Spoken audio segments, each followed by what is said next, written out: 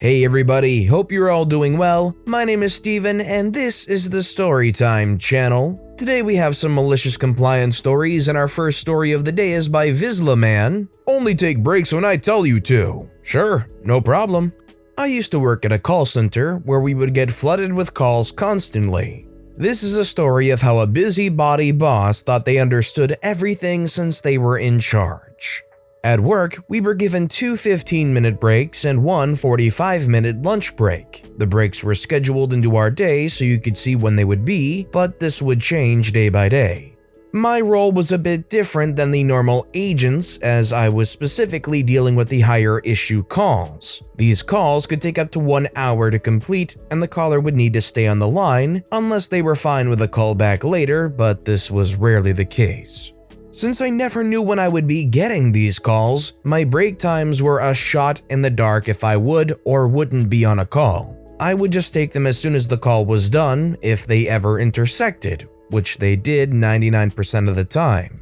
Enter my boss. During a performance review, I hit all the marks except for attendance. I asked about this as I know I missed a few days, but always with a reasonable update for time frame and never had a no-show day, where there is no warning that I'm not coming in. My boss stated that attendance also applies to break and lunch times, and since I rarely took them at the requested time, I was getting written up. I explained my role, that they hired me for, and the challenges involved. They did not care and stated I needed to take breaks when I was told to.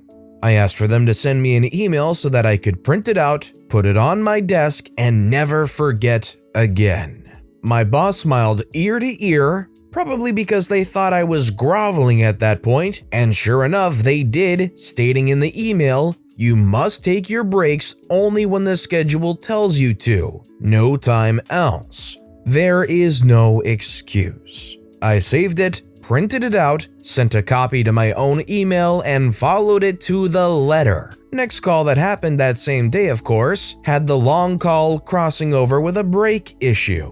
I asked the customer if it would be okay for a call back. They said no. I stated that unfortunately I cannot stay on the line as I am required to take my break. They became enraged and demanded to speak with my boss. I told my boss. They said that I need to apologize and finish the call. I showed them the email they just sent to me and said, "You told me to take my break at this time, no matter what. I'm just doing what you told me to do. I'm taking my break. Would you like the customer transferred over, or should I just hang up?" They took the call over, and from that day on, I never had a missed attendance mark. God, busybody bosses are the worst. Let me ask you guys, in situations like this where it comes between your boss being upset at you and the customers being upset with their experience, which side would you tend to lean towards? Do you think it's better to comply with the boss's demands to the letter and take the break even if it's in the middle of a call? Or do you think it's better to finish out that call, make sure their experience is okay, and try and explain it to the boss afterwards? Let me know in the comments down below. Our next story is by Original Deadly Sin, If Only You Hadn't Argued.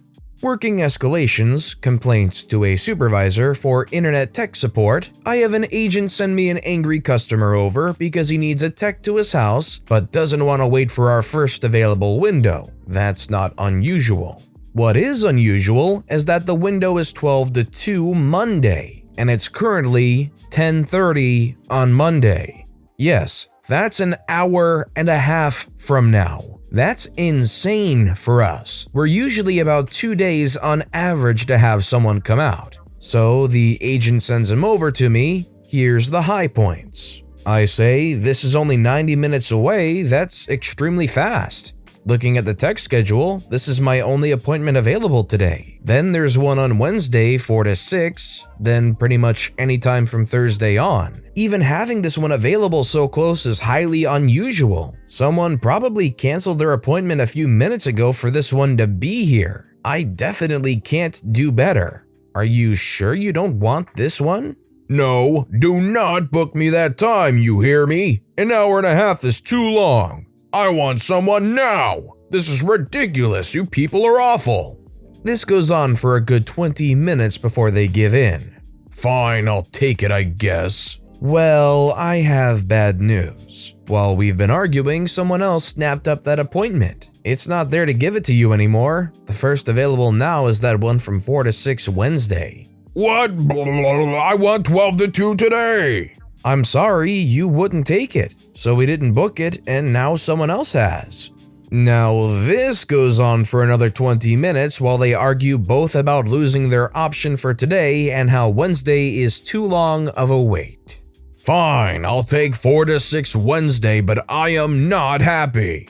Who wants to guess what happened next? Yup, you're right. Well, I have some bad news.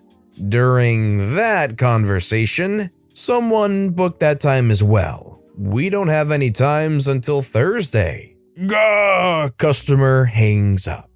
Disclaimer, in the interest of customer service, yes, I could have booked the earlier appointments while letting them argue, but with how adamantly and loudly they snapped at me when I offered to do so right off the start, I was happy to comply and low-key hoped for this exact thing to happen. I don't know if they called back later or what.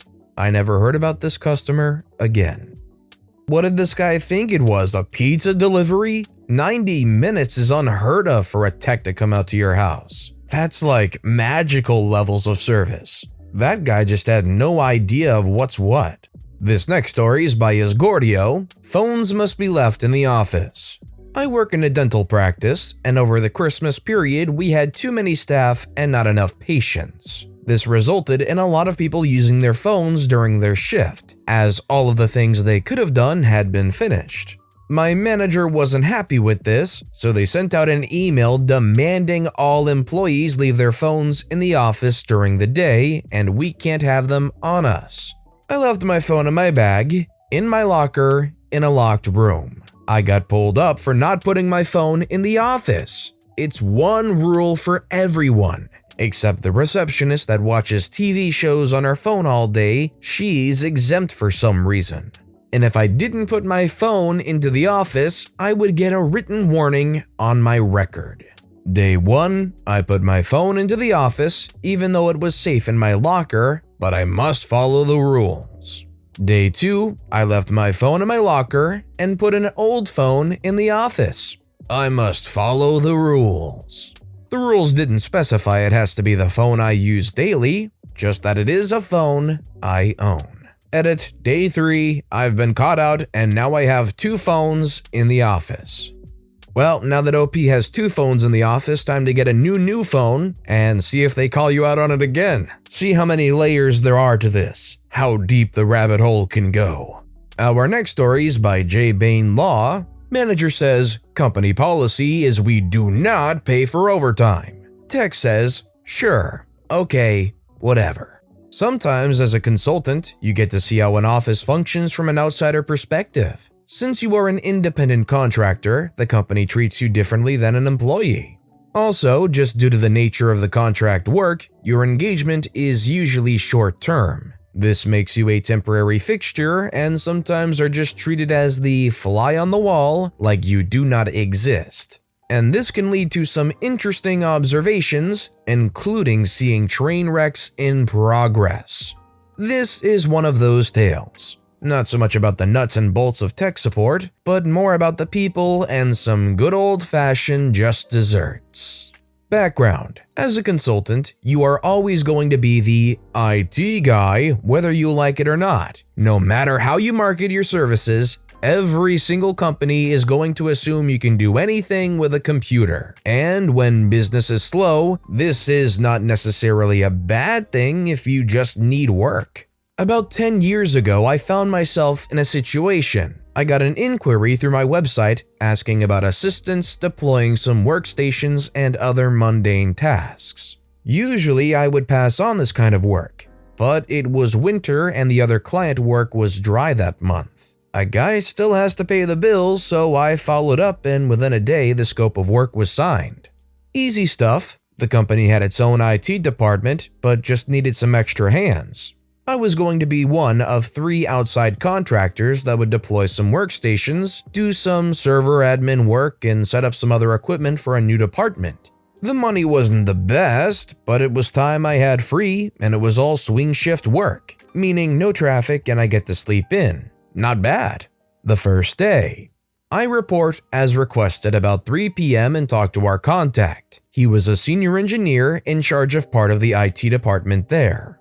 Seeing he really doesn't have time to do anything more than a quick introduction as they are slammed with work, he shows us the ropes and leaves us to it. Between 3 of us, we break down our specialties and parse out the work. Everyone knows this is a cakewalk of a job and wants to just get it done fast, as the pay was flat rate. I take the server work and see my contact who's the system administrator. Figuring he was probably gone for the day as it was mid-evening, I was just going to leave him a note asking him to call me. But to my surprise, he is at his desk. In fact, just about everyone in the IT department are milling around.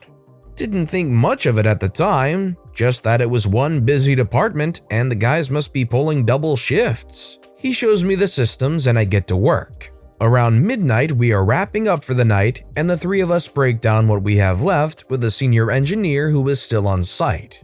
The plan is to wait until Friday night to deploy the workstations and get everything in place. The senior engineer says most of his team will probably be there all weekend anyhow, so it doesn't matter to him. I left thinking, man, that is a busy place. Those guys must be really pulling down the overtime. I wonder what is going on, they have so much work, as I walked out the door that night. Soon enough, I would find out the deal. Friday night. Head to the worksite a little early on Friday, figuring if we all pull a long night, we should be able to wrap it up and all get our weekends back. Things are going great, and we are ahead of schedule, so the senior engineer offers to take us out to a local diner while we wait for the office to close up, so we can deploy workstations without tripping over people. At the diner, senior engineer says, "I want to thank you guys for all your hard work. We are all overworked, and when we got approval to contract out this job, everyone was excited." I say, "Hey, glad to be of service. Looks like you guys are crazy busy. Is everyone pulling doubles and doing weekends to handle your ticket load?" Senior engineer says, "Oh, we are understaffed, so we all have to pull extra hours." I say, "That sucks, but must be some great overtime." "Overtime? Not really. We are all salaried. Some loophole or something. We just put in the time because we all need the job right now." The conversation trailed off from there, but it left me thinking. In this state, most IT workers are eligible for overtime as a matter of law. There is no loophole like that. Something isn't right. Back at the worksite. I'm in the network closet with the systems administrator, hooking up some ports and finishing the server work. He is a friendly guy, so we start chatting. "I was talking to your buddy and it seems like you guys work insane hours here," I ask, trying to fish for a little information. Systems admin says, "Oh yeah, it's been like this for a year. 60 hours is a light week these days. It is BS. "Yeah, the other guy said you don't get overtime." The systems admin laughs. "That is what the boss tells us. Let me show you something." He pulls up an email exchange he had with his manager. It is dated about 10 months ago and makes the very point I thought, that the entire department should be getting overtime and the law requires it. His boss's response in bold and caps was, "It is company policy to not pay any overtime. Working more than 40 hours is part of the job. Deal with it or find another place to work." Then the system admin smirks and shows me his response to the boss. "Sure, okay, whatever," his emphasis. And that was the end of the exchange. I say, "Look, I'm not a lawyer, but you might want to call up the labor department. I'm pretty sure it is illegal for you to not be getting overtime." Then to my surprise, the system admin pulls up another email from his personal account.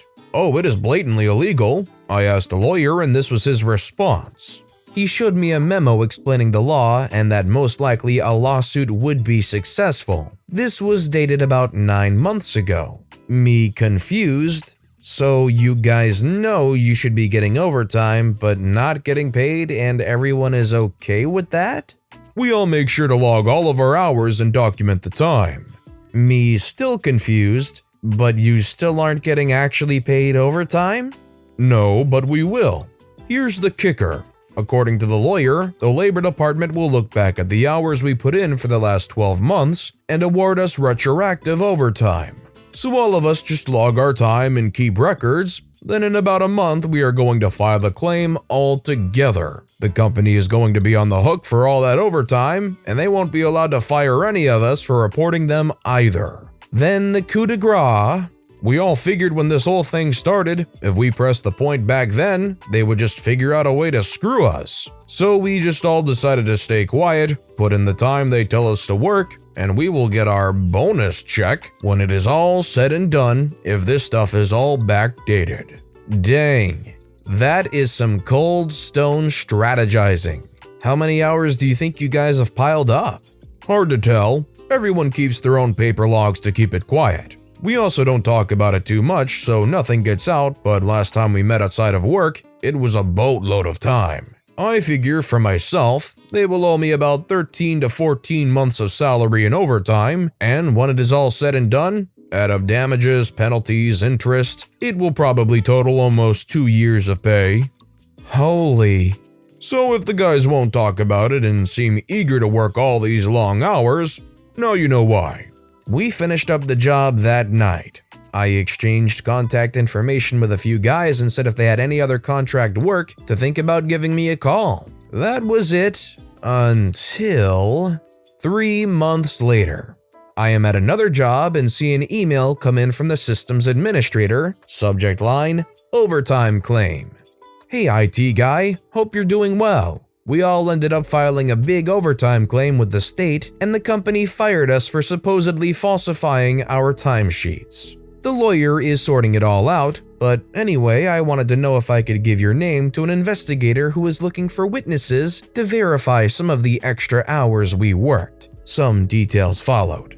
I agreed to talk to the investigator and got a call about a week later. He asked me some routine questions about times and dates and wanted me to email him over some proof I did the job. Then he started going into the details of the case. We got this company for probably $1 million in overtime and damages between all the guys in the department, plus the firing is probably illegal, so that is going to be another few $100,000 on top of it. The insurance company wants to settle, and once we wrap up the due diligence work, I think these guys are all going to make out rather nicely. I didn't hear anything for a while until another email came in from the systems administrator, subject line, overtime claim. Just wanted to let you know that we settled this whole thing. Company caved pretty quick once it was clear we kept honest logs of our time, and the local management violated parent company regulations for the sake of making their site budget look better. Can't go into details, but we all got sizable checks, enough to pay off some loans and go back to school. I'll have to find a new job, but after I get my grad degree, that shouldn't be an issue. Appreciate you talking to the investigators. Thanks, IT guy. Man, I don't know if I would have the patience to play the long con game like that. Imagine spending a whole year working countless overtime and not getting compensated fairly for it, all just for the idea that at the very end of that year you will get that money back. It takes some hardcore people to stick that out. And what about anybody that might have gotten fired along the way? Do they just kind of keep in touch and hop onto that when they can at the end of the year? It's great that it worked out, but there might have been a lot of stuff that could have gone wrong with that. And our final story of the day is by Green Veins. Respect your privacy and don't contact you for anything? No problem. My mother-in-law offered to give us $10,000 for Christmas for a house down payment. Low cost of living state, plus we were going to do an FHA loan. We were elated and grateful. Christmas comes around and she tells us we can't have a check because it has to sit in her bank for 7 days. Okay, that's fine, but sort of a bummer. So the day after Christmas comes and she doesn't even ask. She just calls and starts with, "You can swing by any time and pick up my card for cigs and Mountain Dew."